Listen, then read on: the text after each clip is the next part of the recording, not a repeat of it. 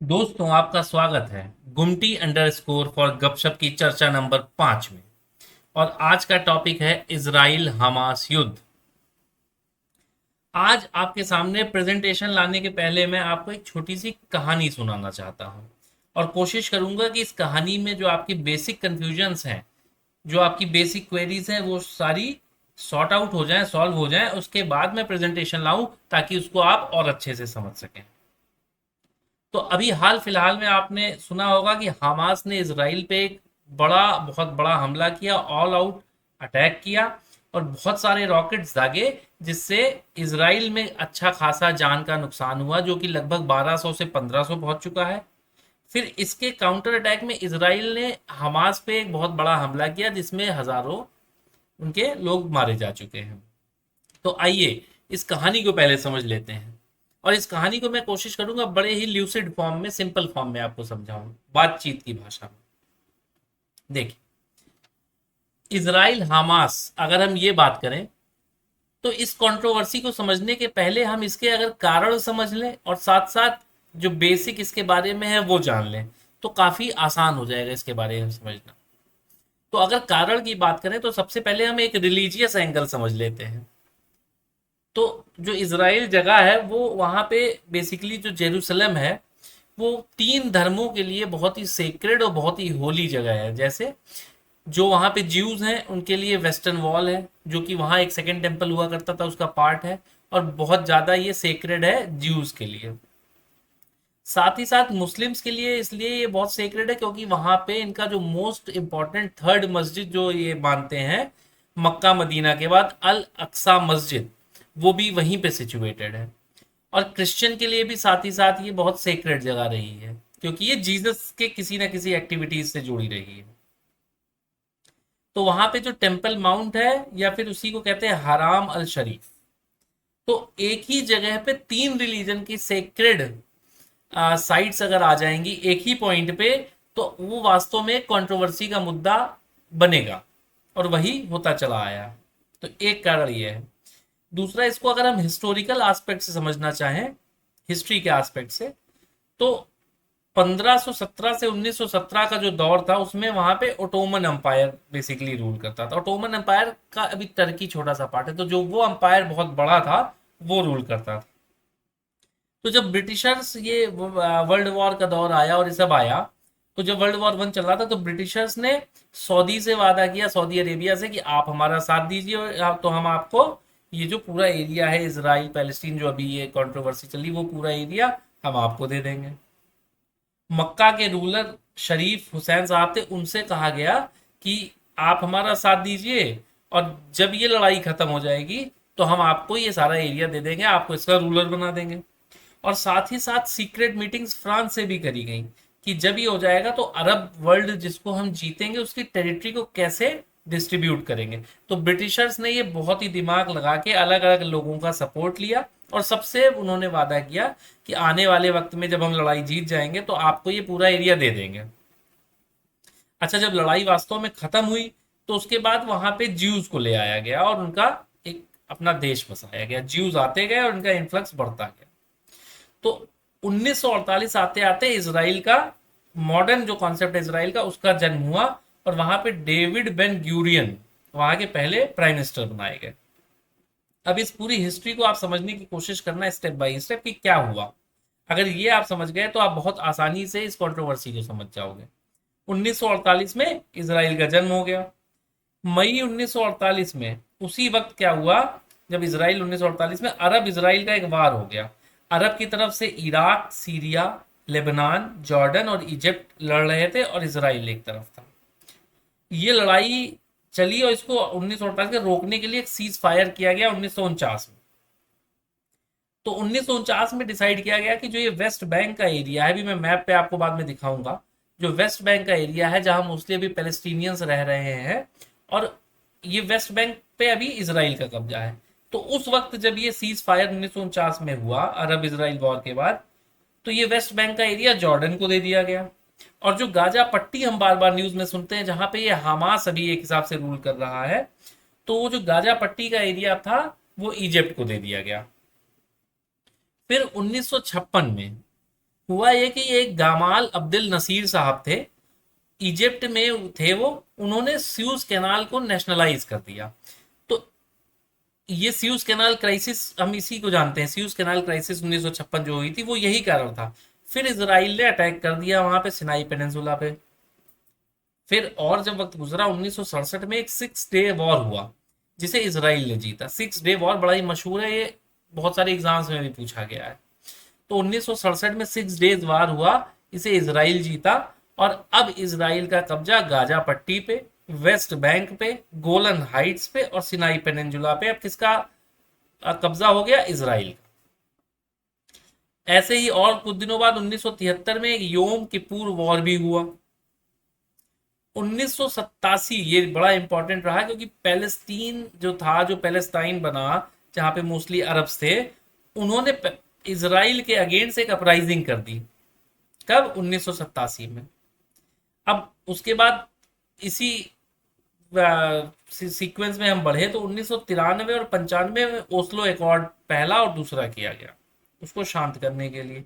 ये मैं आपको इवेंट्स बता रहा हूँ, साथ साथ उनके साथ साथ जो कोशिशें की गई इस मुद्दे को सॉर्ट आउट करने की वो भी बताता चल रहा हूँ। फिर 1987 में ये हुआ, फिर 2000 में फिर से पैलेस्टीनियन अपराइजिंग हुई। तो ये आज से नहीं, ये काफी पहले से ये लड़ाई चल रही है।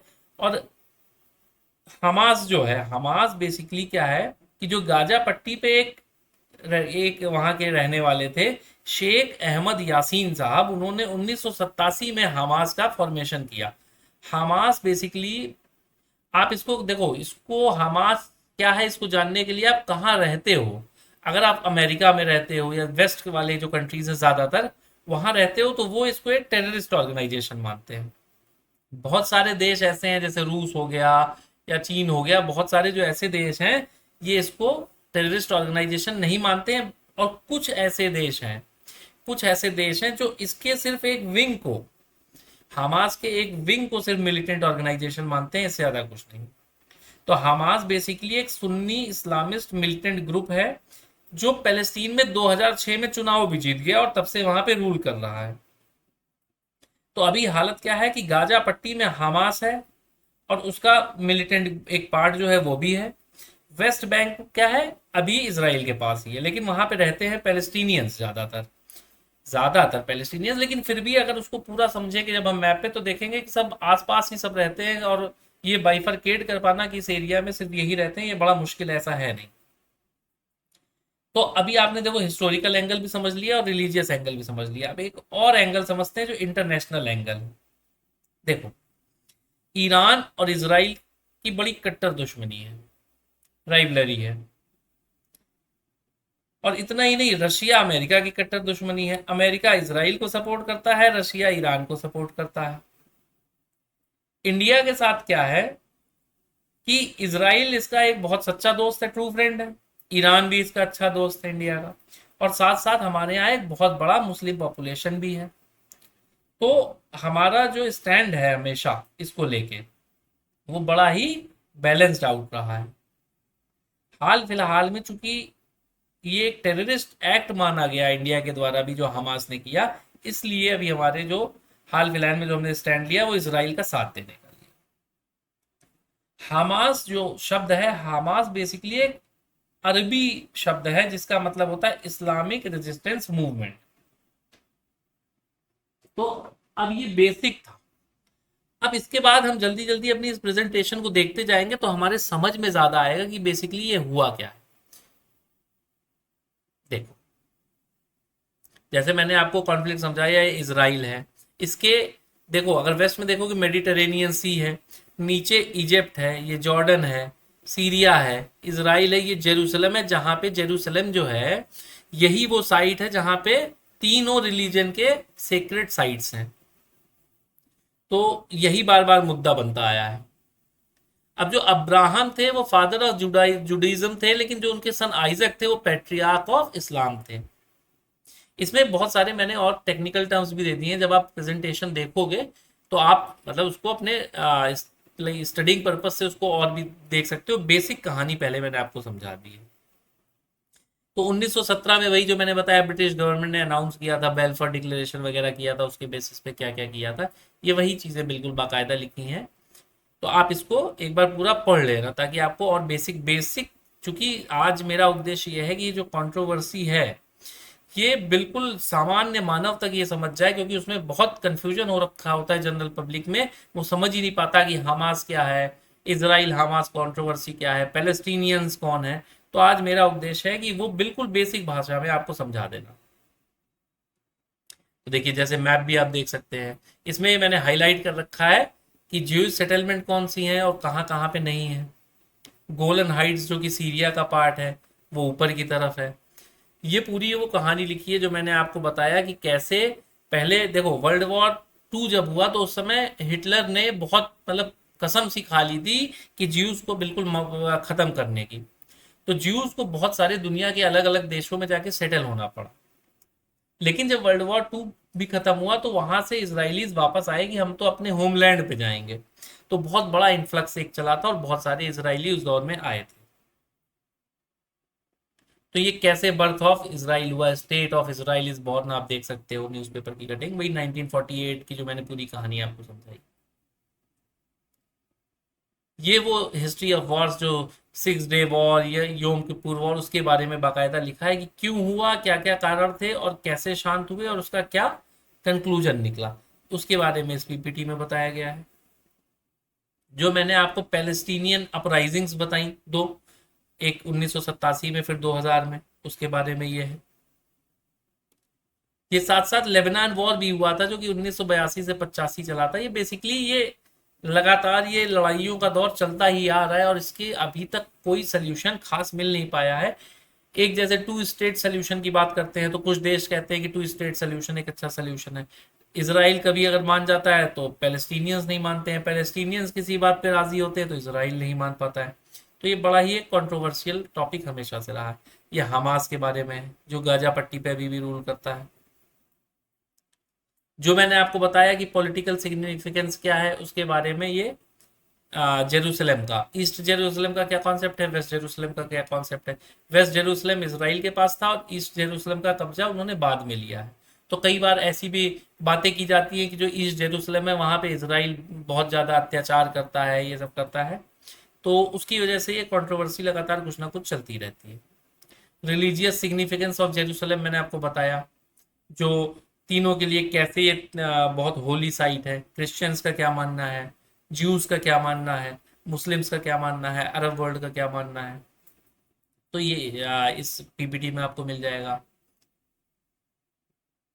वही ये सेम कॉन्सेप्ट है, अल अक्सा मस्जिद, वेस्टर्न वॉल, मॉन्ट, ये सब के बारे में।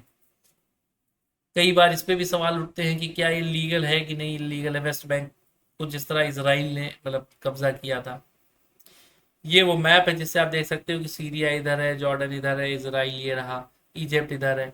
तो बेसिकली आज जो मेरा उद्देश्य था वो था कि आपको मैं ये डिस्ट्रीब्यूशन समझा सकूं कि टेरिटोरियल डिस्ट्रीब्यूशन कैसा है, वेस्ट बैंक का क्या मतलब है, गाजा पट्टी का क्या मतलब है, जेरूसलम में वेस्ट जेरूसलम क्या है, ईस्ट जेरूसलम क्या है, कौन कौन से देश उसके आस पास है, वो आप इससे देख सकते हो। साथ साथ इसकी जियोग्राफी को आप अच्छे से समझो और हिस्ट्री के बारे में भी मैंने आपको बताया, इंटरनेशनल एंगल भी बताया, क्या रिलीजियस कंट्रोवर्सी है ये भी मैंने आपको बताई। तो मैं उम्मीद करता हूं कि जो मैंने आज आपको बताया वो आपके समझ में आ गया होगा। और हम इस गुमटी चैनल के थ्रू ऐसी ही बहुत सारी जो नॉर्मल जनजीवन के लिए बहुत इंपॉर्टेंट न्यूज़ होगी उसको भी ला के समझाया करेंगे। और साथ साथ हम एक और इनिशिएटिव हमने शुरू किया है जहाँ पे हम अपने कॉन्स्टिट्यूशन के बारे में, जो हमारे बेसिक राइट्स हैं, जो हमारी बेसिक ड्यूटीज़ हैं, जो हमारे हक हैं, ये चीज़ें हैं, उसके बारे में मैं बेसिक बेसिक चीज़ें आपको ऐसे ही पीपीटी के फॉर्म में लाके और बताता रहूँगा, ताकि जो सामान्य आदमी है वो, जो सामान्य जनमानस है वो अपने कॉन्स्टिट्यूशन के बारे में भी जान सके और साथ ही साथ विश्व में और साथ साथ भारत में क्या चल रहा है वो न्यूज़ से भी वो अवगत रहे। तो धन्यवाद। प्लीज़ मेरे चैनल को सब्सक्राइब कर लें, लाइक कर लें, ताकि मैं मेरा मोटिवेशन हो और मैं और ऐसे वीडियोस आपके सामने ला सकूं। धन्यवाद।